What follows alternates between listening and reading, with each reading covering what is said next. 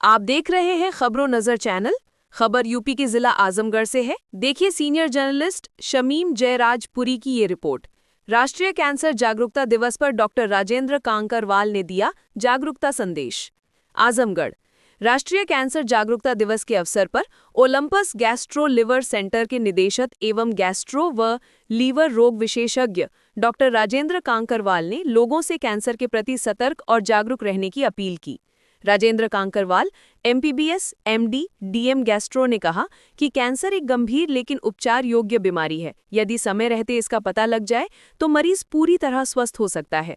नियमित जांच, संतुलित आहार, नशे से परहेज और स्वस्थ जीवन शैली अपनाकर कैंसर से बचाव संभव है। उन्होंने बताया कि कई बार पेट, लिवर या आंत से जुड़ी छोटी छोटी तकलीफें कैंसर का प्रारंभिक संकेत होती हैं, जिन्हें अनदेखा नहीं करना चाहिए। शुरुआती लक्षणों की पहचान और विशेषज्ञ डॉक्टर से सलाह लेना अत्यंत आवश्यक है।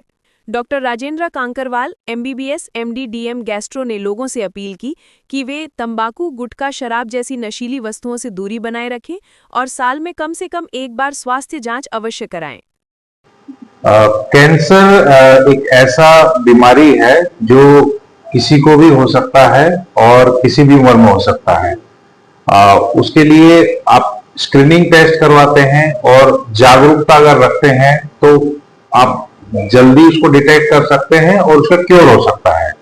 कैंसर के जागरूकता के लिए बहुत सारे प्रोग्राम चलते हैं। जिनकी फैमिली हिस्ट्री है उनको रेगुलर स्क्रीनिंग करवानी चाहिए और उसको अर्ली डिटेक्ट करके क्योर किया जा सकता है। एज ए गैस्ट्रोएंटरोलॉजिस्ट मैं ये बताना चाहूंगा कि गैस्ट्रो के जितने भी कैंसर होते हैं, गैस्ट्रो, पेट, आंतों के, कोलन कैंसर, लीवर कैंसर, ये सबका स्क्रीनिंग टेस्ट करवा के एकदम सफल इलाज किया जा सकता है, जिसको बोलते हैं कि एकदम क्यूरेटिव ट्रीटमेंट। और अर्ली डिटेक्शन ही की होती है कैंसर की।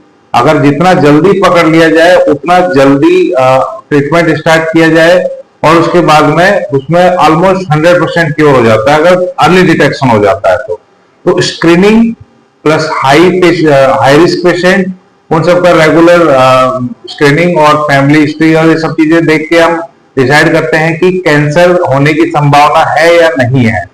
कई बार जेनेटिक टेस्टिंग होती है, उनकी जरूरत पड़ती है, लेकिन वो एक बार जो सिलेक्टिव पेशेंट होते हैं उनमें करते हैं। तो कैंसर अगर किसी को फैमिली में है, अपने भाई बहन को या किसी को भी किसी भी तरीके से कभी भी कैंसर हुआ है, तो उनको एक बार जागरूक रहना चाहिए और अपनी रेगुलर जांचें करवाते रहना चाहिए। कैंसर के डॉक्टर से या फिर स्क्रीनिंग डॉक्टर से मिलना चाहिए। हम लोग गैस्ट्रो से रिलेटेड जितने भी कैंसर होते हैं उन सबके स्क्रीनिंग प्रोग्राम करते हैं, स्क्रीनिंग रेगुलरली करते हैं और उसके साथ साथ जो अर्ली डिटेक्ट होते हैं कैंसर, उन सबको यहाँ से नियर बाय में जो कैंसर संस्थान है, हमारे यहाँ 4-5 कैंसर संस्थान है जो कि नजदीक में है। लखनऊ और वाराणसी में अच्छे अच्छे कैंसर संस्थान है जिनमें कि अभी मरीज क्योर होके आ जा रहे हैं।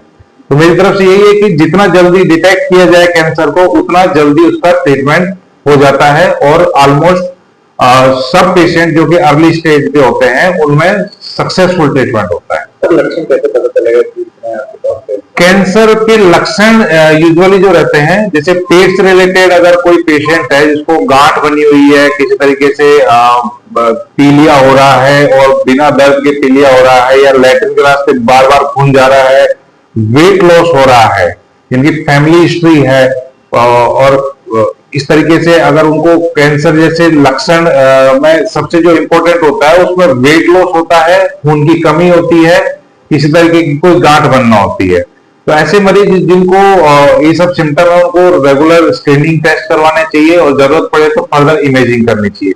कई बार इंसिडेंटली डिटेक्ट हो जाते हैं, जैसे आप अल्ट्रासाउंड करवाने गए या फिर कोई इमेजिंग कर रहे हैं हम लोग फर्दर, तो उसमें आ जाता है। कई बार तो हम लोग एंडोस्कोपी करते हैं, रूटीन एंडोस्कोपी, उनमें कैंसर डिटेक्ट हो जाते हैं दूसरे सिम्टम्स के लिए।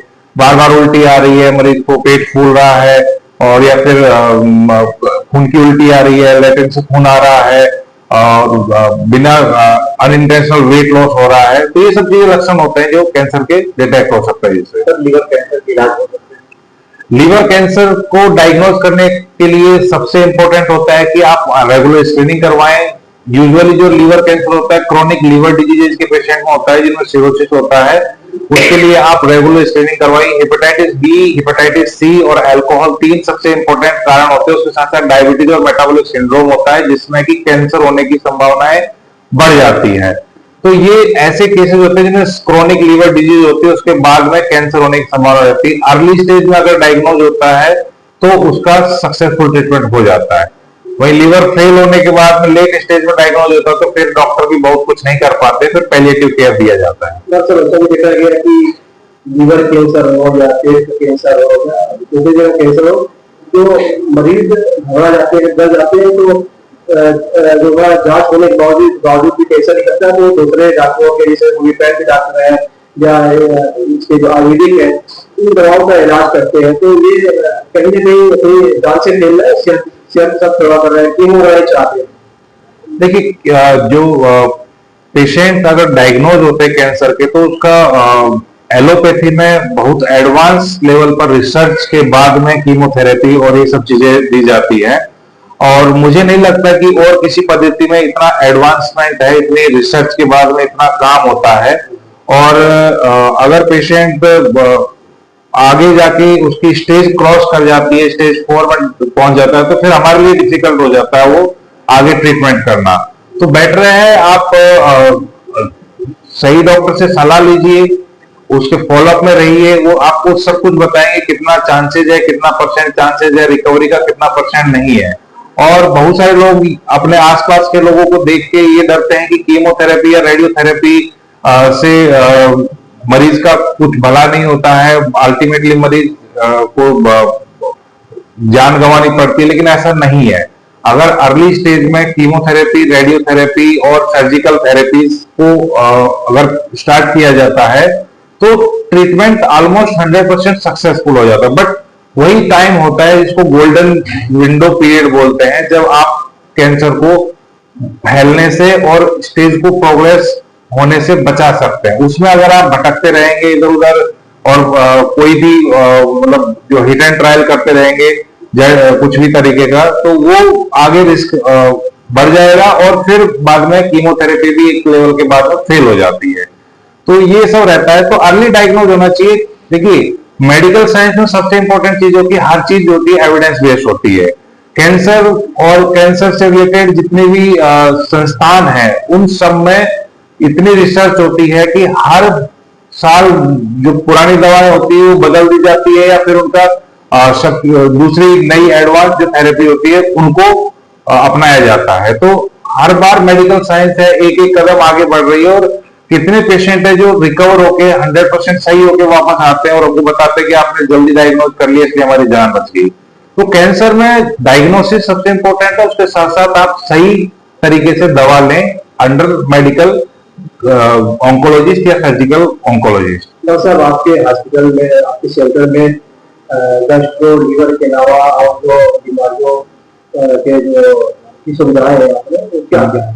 देखिए, यूजुअली जो पेशेंट आते हैं हमारे पास में वो 70 बीमारियों के आते हैं, तो हम लोग स्क्रीनिंग करते हैं। अगर मान लीजिए गैस्ट्रो या गैस्ट्रो से रिलेटेड कोई भी पेशेंट होता है तो उसको हम लोग रेगुलर फॉलोअप में रखते हैं। अगर कोई और पेशेंट होता है तो उसको हम लोग उस पर्टिकुलर स्पेशलिटी में रेफर कर देते हैं। कई बार पेशेंट होते हैं जिनको जल्दी कैंसर डिटेक्ट हो जाता है, उनको हम लोग यहाँ नियर बाय में टाटा में हॉस्पिटल है BHU में, वहां भेज देते हैं। बाबा सेंटर है वहां भेज देते हैं, या फिर लखनऊ में 3-4 मेडिकल कॉलेज है जिनमें कि सब में कैंसर फैसिलिटी है, डिपार्टमेंट्स है डेडिकेटेड कैंसर के, तो रेफर किए जाते हैं। हमारे यहाँ सब तरीके के पेशेंट आते हैं, शुगर, बीपी, थायराइड, उन सब में अगर किसी भी तरह से गैस्ट्रो रिलेटेड कोई प्रॉब्लम होती है तो हमसे कंसल्ट करते हैं और हम उसका निदान करके और जो भी डायग्नोसिस होता है पर्टिकुलर ट्रीटमेंट देके उसके बाद में अगर मरीज सही हो जाता है तो उसको भेज देते हैं। अगर कोई लंबी बीमारी निकलती है तो उसको रेगुलर फॉलोअप में रखते हैं। ये HMPS के बगल में आपका सेंटर है क्या? ये एक Olympus gastro liver and multi speciality centre है। ये HMPS स्कूल है, Harishchandra Mishra public school, Kartarpur bypass है, उसके बगल में है। और ये हम लोग यहाँ पे ऑलमोस्ट जितनी फैसिलिटीज हो सकती है, endoscopy, colonoscopy, ERCP, fibro scan, ये सब फैसिलिटीज हम लोग प्रोवाइड करते हैं। किन कारणों से लीवर की समस्या होती है? लीवर अगर आप देखेंगे तो लीवर 4 कारणों से खराब होता है मेजोरिटी में, ABCD। A for alcohol, B for hepatitis B, C for hepatitis C, and D for diabetes and other metabolic diseases. 80% cases में लीवर खराब होने के 4 कारण होते हैं, बाकी 20% केसेस में आपके अदर कॉजेज होते हैं जिनकी वजह से लीवर खराब होता है। खान पान की वजह से आपका डिस्फंक्शन हो सकता है, गट डिस्फंक्शन हो सकता है, इरेगुलर बाउल हैबिट्स हो सकती हैं, ये सब हो सकता है।